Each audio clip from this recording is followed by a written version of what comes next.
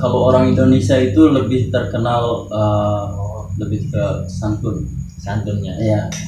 Jadi kalau di sana kalau orang Arab marah sama orang Egypt, orang Mesir kayak gitu. Nah, ini nih. Jadi penasaran, marahnya orang Arab tuh gimana sih? Marahnya orang Arab itu Channelku sangat unik, ngaji diri temanya, 78 nomornya, Sabta Brata namanya.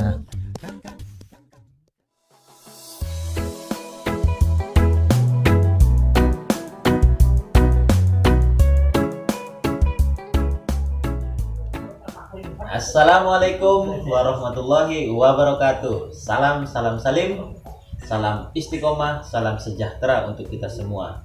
Kembali lagi bersama saya, tentunya bersama tim juga. Tak bosan-bosannya kami selalu update. Jangan ketinggalan pula, siapa tahu bisa jadi motivasi pelajaran untuk kita semua. Nah, sahabat, seperti biasa jangan lupa dukung kami melalui caranya like, subscribe, dan tekan tombol notifikasinya, dan juga dibagikan, di-share teman-teman semuanya ya, supaya kami bisa berkembang ya, mudah-mudahan ya. Nah sahabat, sekarang saya bersama Kang siapa? Arifin. Kang Arifin, biasa dipanggil akrab Kang Ipin. Kang Ipin baru pulang dari Saudi. Udah lama ya? 5 tahun. 5 tahun sahabat, 5 tahun di Arab. Nah sekarang saya akan coba bertanya-tanya. Sedia? Sedia. Masih dalam tema yang sebelumnya tentang masalah, Kang Ipin. Tentang masalah, Kang Ipin pernah tidak dihadapi oleh masalah? Jelas tentu. Masalah namanya juga orang hidup di dunia, selalu akan ada masalah. Selalu ada masalah. Nah, ketika dihadapi oleh masalah, nah, bagaimana cara Kang Ipin menyikapi masalah tersebut? Penyelesaiannya bagaimana? Pertama, masalah yang kita hadapi itu harus disikapi seperti apa, terus kita amati ya, diamati seperti apa penyelesaiannya. Ya, jadi cari tahu dulu ya titik masalahnya di mana ya, terus solusinya seperti apa, setelah itu baru ditindaklanjuti ya. Paling tidak ketika punya titik masalah tertentu, kita harus punya planning A, B, C ya. Jadi ketika titik masalah A tidak jalan, kita punya ada alternatif B ya, jadi dan alternatif C. Ya. Jadi selalu ada cadangan.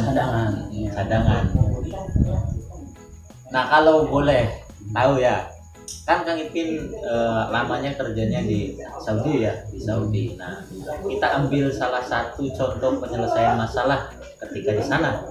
Nah, dihadapi masalah apa dan bagaimana Kang Ipin menyikapinya? Misalnya pas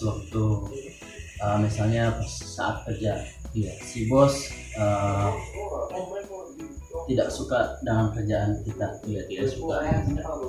Kalau di Saudi itu karyawan sama bos itu nggak ada kayak pekerja orang di Indonesia. Dia punya batas dan punya aling-aling. Kalau dia, jadi kita nggak bisa langsung ke atasan atau gimana gitu. Kalau di Saudi itu langsung. Jadi kalau kita punya masalah atau si bos punya masalah, itu kita langsung ke atasan, ke yang punyanya atau ke bosnya langsung. Nggak pakai step by step. Jadi misalnya kalau kita punya masalah sama si bos, pertama, kalau orang Indonesia itu lebih terkenal lebih ke santunnya ya. Jadi kalau di sana kalau orang Arab marah sama orang Egypt, orang Mesir kayak gitu. Nah ini nih, jadi penasaran marahnya orang Arab tuh gimana sih? Marahnya orang Arab itu lumayan menakutkan, lumayan. Bisa dicontohkan dengan bahasa Arab mungkin? Saya justru nggak terlalu bisa bahasa Arab ya. Cuman kalau boleh dibilang orang marahnya orang Arab hampir, tapi lebih 2 kali lipatnya marahnya orang Indonesia. Ya saya membayangkannya tuh ya, kan orang Arab tuh orangnya gede-gede ya, bewokan gitu ya. Iya. Kadang Iya, kalau gitu kan. itu kali mungkin yang jadi apa lebih kali lipatnya tuh. Ya kesannya gitu. Cuman orang Arab dia paham kalau berhadapan sama orang Indonesia tidak menggunakan nada keras, Tidak menggunakan adatnya di sana ya. Jadi lebih ke secara biasa ngobrol gitu ya. Tapi kalau sama beda negara itu, misalnya Mas Opik yang punya toko, saya sebagai karyawannya, tapi saya orang Egypt. Ketika Bang Opik marah, kerjaan saya nggak benar, Bang Opik marah, saya ngelawan. Tapi kalau sama orang Indonesia beda, Bang Opik marah sama saya, kerjaannya nggak bagus, diomongin, kamu tuh kerjanya kayak gini, nggak harusnya kayak gini. Jadi secara pelan. Terus orang Indonesia kebanyakan dia nggak banyak ngomong gitu, pengennya urusan kelar gitu saat di situ. Tapi kalau sama orang Mesir itu, jadi dia nggak mau kalah, misalnya itu nggak bentrok gitu. Iya. Waktu itu pernah saya punya, waktu pas datang baru 5 hari di sana, 1 minggu gitu. Jadi karyawannya itu yang pramusajinya itu orang Mesir. Tamunya itu ada yang marah gara-gara dia kan kebanyakan tamu-tamu yang dari sana itu cewek-cewek dari yang kuliahan gitu kan. Cewek-cewek di sana bagaimana? Wah, kalau Pakai cadar kalau dari di luar emang pakai cadar kalau orang-orang Arab. Tapi kalau udah masuk ke toko kayak gitu, buka berada yang dibuka. Soalnya kita itu punyanya coffee shop yang di sana itu disekat. Jadi satu kamar gitu. Jadi punya privasi sendiri. Itu khusus buat family atau yang ini. Jadi kalau yang single itu dia terbuka, jadi bebas. Kalau yang family itu ditutup. Jadi setiap datang dari luar mereka pakai cadar. Tapi ketika ada duduk di tempat duduk itu, mereka buka cadar. Tapi ketika kita mengantarkan, kalau ditutup terus minumnya bagaimana? Makannya bagaimana? Cuman kalau ada yang istilahnya orangnya ngikutin adat dari sana, makan sama minum itu tetap pakai cadar. Itu cuman dibuka terus masukin makan. Jadi dari bawah. Jadi diumpetin Ya masih banyak sih yang kayak gitu. Cuman ada juga yang istilahnya dibuka. Cuman kita ketika mau mensajikan itu harus tutup pintu dulu. Nah itu kan sedikit mengenal tentang orang Arabnya ya. Nah tadi kembali lagi kita permasalahan. Bagaimana Kang Ipin ketika dihadapi misalnya tadi situasi ketika dimarahi bos atau permasalahan? Ya ketika dimarahin bos, pertama kita harus tahu titik masalahnya di mana. Terus kita menghadapi orangnya seperti apa. Ketika kita tahu, kita harus istilahnya harus tahu sikapnya, menyikapi bosnya itu seperti apa gitu kan. Setelah itu apakah permasalahannya emang dari kitanya, istilahnya kita mengakui atau tidak mengakui gitu kan.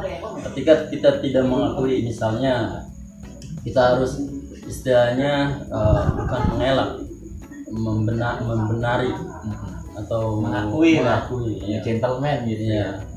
permasalahannya atau seperti apa. Ketika kita mempunyai masalah atau bosnya mempunyai masalah tentang kita, ketika kita apa namanya mengelak itu justru akan menambah masalah baru ya, mengurangi masalah. Jadi mungkin ketika Arifin dihadapi permasalahan seperti itu lebih kaji diri ya, lebih melihat apakah emang diri saya itu bersalah. Jikalau memang ya bersalah ya akuilah, tapi kalau memang unsurnya tidak disalahkan ya dengan sebijak mungkin kita ya menyampaikan alasannya supaya tidak menimbulkan masalah yang baru. Mantap. Nah iya, saya tuh ini penasaran apa mengenal tata bahasa Arab di sana tuh sedikit lah. Siapa tahu ada kejadian lucu, salah paham atau apa ketika berkomunikasi. Kalau di sana kebetulan saya nggak terlalu berbahasa Arab. Soalnya ketika kita belajar bahasa Arab di Indonesia dengan tata bahasa Arab di sana itu beda, hampir 80%. Jadi seperti bahasa daerah ya. Di sana slangnya kayak orang Indonesia. Ente. Ada nggak bahasa begitu? Nggak ada. Apa kalau bilang kamu itu di sana lebih ke entah enggak juga ente sih, lebih enggak Muhammad ya.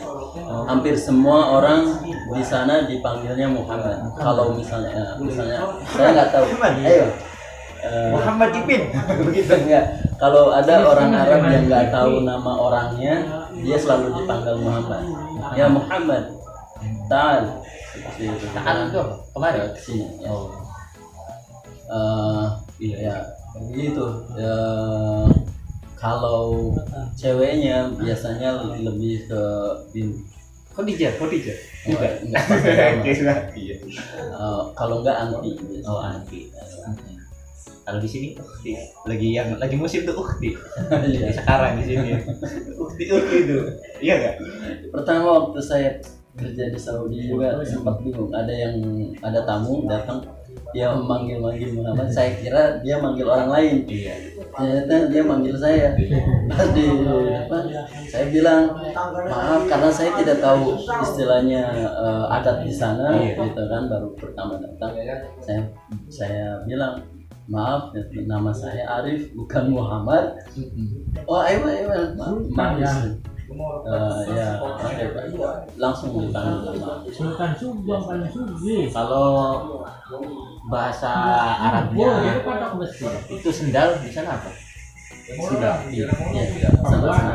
Sama sendal. Masa? Oh, enggak. Saya pernah dengar sih di sini tuh kalau bahasa Arabnya sendal tuh ada sikil. Masuk enggak? 11 miliar ya. Ada sikil bahasa Arab itu. Terus waktu saya datang ke sana itu bahasa Arab yang saya pelajari di Indonesia sama bahasa Arab yang saya dengar di sana itu hampir jauh beda. Seperti mungkin dari dari kosakatanya juga kayak alif ba kayak gitu. Iya, masih doang. Cara intonasinya beda. Seperti kof itu di sana bukan dibaca kof, kayak dibaca go. Iya, kayak di sini kan biasanya yang namanya akil itu biasa akil gitu. Ya, mungkin lebih ke Arab-Araban ya. Ya kan kalau bahasa kosakata Arabnya kan nggak ada. Ya akil gitu. Hanya akil. Terus ya. Jadi ya memang ya penuh masalah mungkin ya. Kalau kita kaji ya memang penuh masalah karena dari awal Indonesia ke sana ternyata tata bahasanya beda. Nah di situ juga sudah masalah. Tapi karena dijalani akhirnya mengerti ya. Nanti kita ya istilahnya masalah bahasa, kita sebagai orang yang sebagai kita kan harus ya mempelajari. Kalau tidak punya istilahnya masalahnya bahasa terus kita tidak mempelajari kan Ya masalahnya akan tetap itu aja iya, ya. nantinya bakalan ada masalah lagi, Malah bertambah ya, bertambah menjadi masalah masalah-masalah yang akan selanjutnya. Nah, Kang Ipin mungkin dari cerita Kang Ipin ya di sana merantau ke tanah Saudi, Jadi mungkin ada pesan buat sahabat di rumah, pesannya tentang permasalahan-permasalahan yang dihadapi. Ya Pesannya pesannya itu tentang permasalahan. pertama hadapi dengan istilahnya hati lembut. Kedua istilahnya sabar. Ketiga ikhlas. Mau menerima ya ketika ya. kita salah, Ya, diri kita bermasalah harus terima ya, introspeksi semua. yang keempat lebih bersyukur ya. Ketika kita dihadapi masalah, nah kita berani menghadapinya, setelah selesai harus disyukuri ya, karena Ya. sudah lepas maksudnya. Iya, bersyukur. Ya, terus bersyukur atas pengalaman. Iya. Akhirnya kedepannya kita bisa menghadapi hal yang sama lebih gampang lagi. Ya. Sahabat, kesimpulannya kita ambil ibrah dari cerita Kang Ipin. Pahamilah dulu permasalahannya ya Kang Ipin. Iya. Dari tahu dulu masalahnya. Ketika kita sudah tahu masalahnya, maka kita kita berjalan menghadapinya. Dengan Tentunya dari evaluasi tadi kita tahu masalahnya di mana dan bagaimana cara menyelesaikannya. Kita hidup tidak lepas dari yang namanya masalah, maka hadapilah masalah tersebut, karena ketika kita menghadapi kita akan sedikit menaikkan level kadar kedewasaan kita ya. Dan jangan lupa ketika setelah terselesaikan jangan lupa syukuri ya. Karena semua itu dari hidayah dari Sang Pencipta. Jangan lupa perjuangan, kata sahabat kita juga Kang Yon pernah bilang tuh, perjuangan itu harus disertai doa. Iya. Jangan lupa berdoa ya ketika dihadapi masalah. Oke, mungkin cukup sekian Kang Ipin, cukup menarik karena baru ini maksudnya membahas perihal di luar sana, apalagi di Arab ya. Mungkin cukup sekian Kang Ipin, mudah-mudahan dapat menjadi motivasi untuk semuanya, khususnya kita pribadi semua, dari tim juga. Jangan lupa dukung melalui Dan share. mantap. Dan juga tonton jangan di skip ya. Ya kalau bermanfaat itu, kalau tidak ya nggak apa-apa ya. Wabillahi taufik wal hidayah. Wassalamualaikum warahmatullahi wabarakatuh. Salam salim, salam istiqomah, salam sejahtera untuk semuanya. Siapa tahu masih kurang, nanti kita lanjutkan dalam pembahasan yang lain. Oke?